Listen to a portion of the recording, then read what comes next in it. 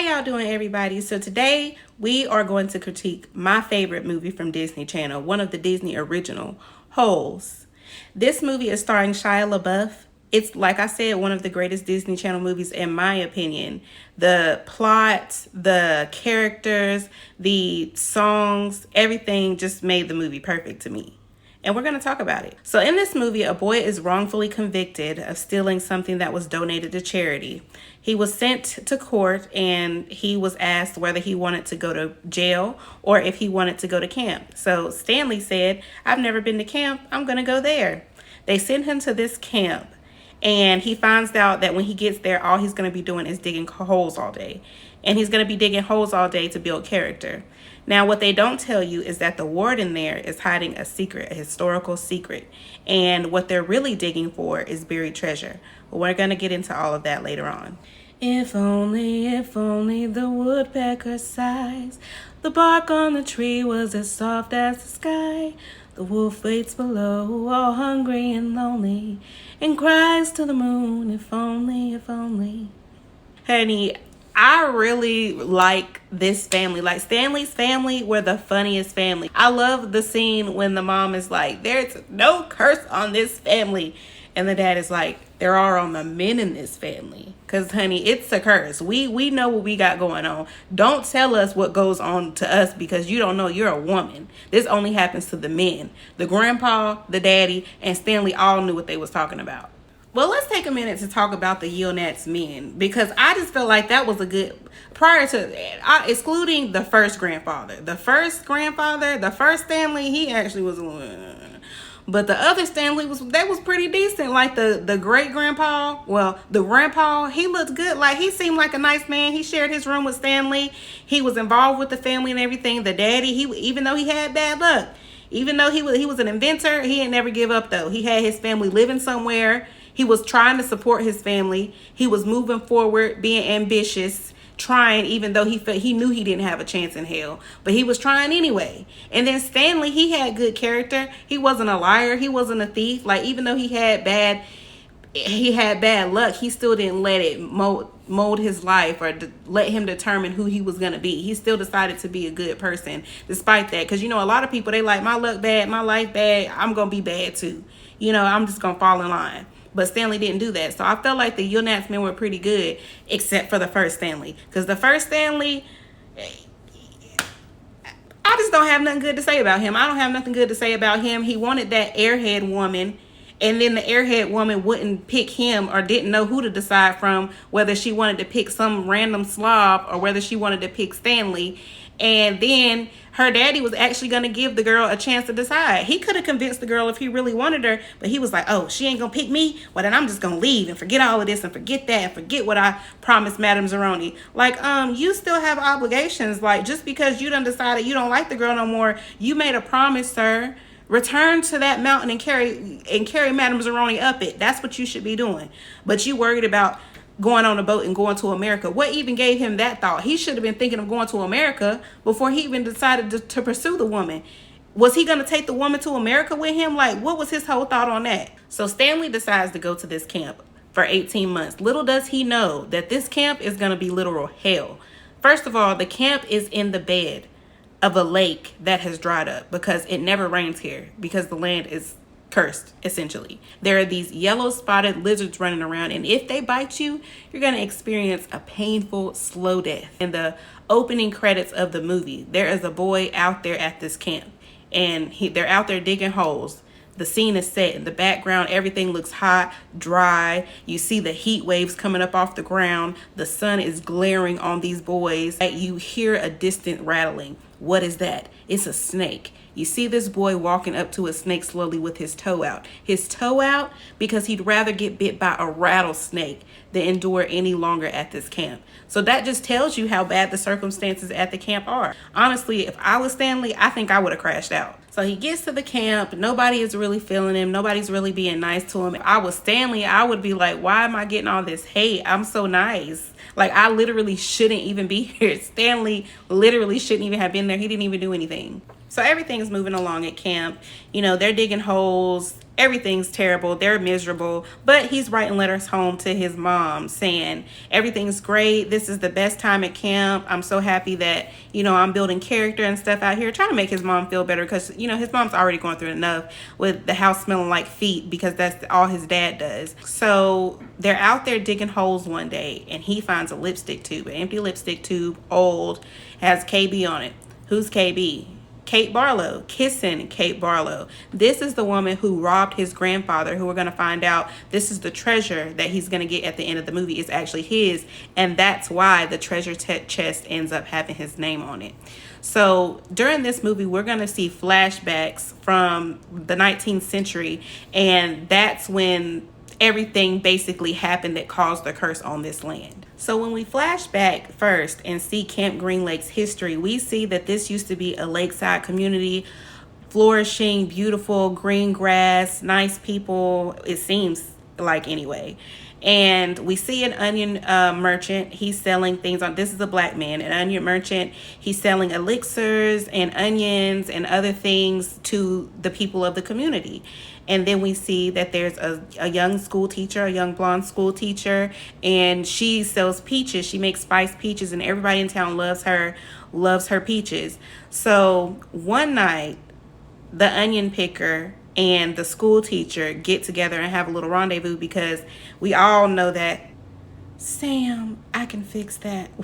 We all know that scene. Charles Walker, or Trout, sees them kissing and tells everybody else in town. They, in turn, burn the schoolhouse down and kill Sam. I wouldn't say just killed him. They rowed a boat across the lake and shot him dead in his boat. And they end up finding the boat in the movie. And it's going to have some peaches from the school teacher in it. And that's what they end up using to survive until they get to God's thumb. So in retaliation, Kate basically goes off her rocker. Like, she's like, oh, y'all done killed my man. I'm taking everything down with me. An eye for a freaking eye. And she gets all of Trout's men and kills all of them one by one. And that's how she ends up earning the name Kissing Kate Barlow. At the end of her life, she ends up being found by Walker and his new wife, and she is like, you, your children, and your children's children will never find this treasure. And she takes a lizard and has it bite her so she can die and go on to glory. She ended up taking her own life so she could be up out of here. She was like, I don't care what you do, I don't care how hard you try, you're not going to get this treasure up out of me, and you're never going to find it on your own. Now, when a dead person tells you, when a person tells you that something is not going to happen and then they die and then they're on the other side, best believe it's not going to happen. Best believe you're not going to get your way, because the lake started to dry up. The lake was actually starting to dry up before she even died. And so I think that she saw that in the end, he was going to get everything that he deserved, that he was going to reap what he sowed. I think she actually was like, let me go ahead and go on to glory, because there's nothing else that I need to do. God is going to have his revenge. I don't have to continue on my life taking my revenge. This is not for me to take. This is for him. He's going to get everything that he feels like he needs from this family. And he did, because as we saw, his family never got it. But I'm not going to lie. I felt really bad. No. But I didn't feel bad for Sam, because Sam knew what he was getting into in the 19th century. And you thought you was going to be with a white woman that looked like that all the men in town already wanted anyway. Sam. And you was out there by yourself selling onions and you thought you was going to be protected. Sam. I know you could build things. I know you could fix things, roofs, build boats and everything. But Sam, what were you thinking, Sam? And that actually was a piece in this movie that I really didn't like, because I didn't like the message that sent the young black boys. What are y'all trying to tell them? Are y'all trying to tell them that it's worth their life to pursue a woman? I don't care who the woman is. If it means your life, you shouldn't be pursuing them. And Sam should have knew better, especially in that time, in that era. He definitely should have knew better, and he shouldn't even have been out there by himself with them people. Why were you even in that town by yourself with those people? Where was your wife? Where was your mama at? Your sisters, your cousins, where was everybody at? That was the only thing I didn't like about the character Sam. The black culture, the culture that we have, I just can't believe that Sam would have been out there on his own like that. I just can't believe that Sam would have been out there. No family, no relatives, nobody knew him. Nobody could have talked no sense into him. I mean, I know there are those who can't be talked out of certain things, but I just feel like if somebody would have talked to Sam, He could have done better. I mean, he had a whole business going in the 19th century. He had the best onions, the best elixirs. I mean, him and Kate really could have started a business had they not, started got an intimate relationship. I feel like they actually could have had a good business plan together, because as you see, the peaches was good, the onions was good for keeping the lizards away. They could have done something with that. So actually, wasn't peaches and onions the cure for the stinky feet? Okay, so now let's get back to camp. So they're out there digging holes. The warden, the counselors, everybody's out there watching them dig their holes. And the campers start complaining because they're like, Stanley's not digging his hole. Zero's been digging his hole for him. And the warden's like, Stanley, you ain't been digging your holes. Stanley's like, I've been letting Zero help me because I've been helping him read. I'm tired. I can't do all this work and then get off and still help him read. So the warden's like, so stop helping him read. I don't care nothing about him reading. Y'all supposed to be out here digging these holes. In her mind, like, y'all need to be finding this treasure for me. I don't care nothing about no reading, no education, none of that. Find this treasure for me. And so Stanley's like, okay, I'll go back to digging my own holes. And then Zero's like, I'm not going to dig no more holes, no way. So Zelensky, which is one of the counselors, is picking at Zero like, well, you're stupid anyway. You're stupid. You can't read. You can't even sound words out. He was like, I bet you can't even spell. I bet you don't even know what D-I-G spells. And Zero takes a shovel and he's like, dig. Knocks his ass clean out with a shovel and flees. He runs out of the campsite. Nobody chases him because this is the desert. They're like, he's not going to get far. He's probably not even going to survive. The lizards or the heat are going to get him. So they just let Zero go. But Stanley's worried about him. So he tries to take the warden's truck, which has water on the back of it. It's how they get their water in the canteen. He takes the truck, tries to drive it across the desert, across to the mountains to get to Zero, and ends up driving the truck in a hole. Now, I don't know how old Stanley was supposed to be, but I just feel like, maybe not though, because he did grow up in the city, but I still feel like he should have knew how to drive a car. If you're going to steal a car, know how to drive that car. How you going to steal a truck and then drive it into a hole? I digress though. He tried to save Zero, but he didn't make it. So then he ended up getting out of the truck and just running on his feet to try to find Zero. So Stanley does end up finding Zero. But at that point, Zero was kind of sick because he's been eating all those rotten peaches out of that boat. So Stanley has to carry him up the mountain called God's Thumb. At the top of the mountain, there's onions and water because that's where Sam kept all his supplies. The top of God's Thumb was basically the other side of the lake back in the day. So Stanley doesn't realize what he's doing when he carries Hector up the mountain.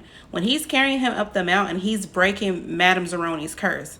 Madame Zeroni was the one who put the curse on the family in the first place. Back in the day, when the great-great-granddaddy didn't go back to carry Madame Zeroni up the mountain, if you forget to come back to carry Madame Zeroni up the mountain, you and your family will be cursed for always and eternity. And she meant that too. She meant it. I don't even know why you would play with a woman who looked like that.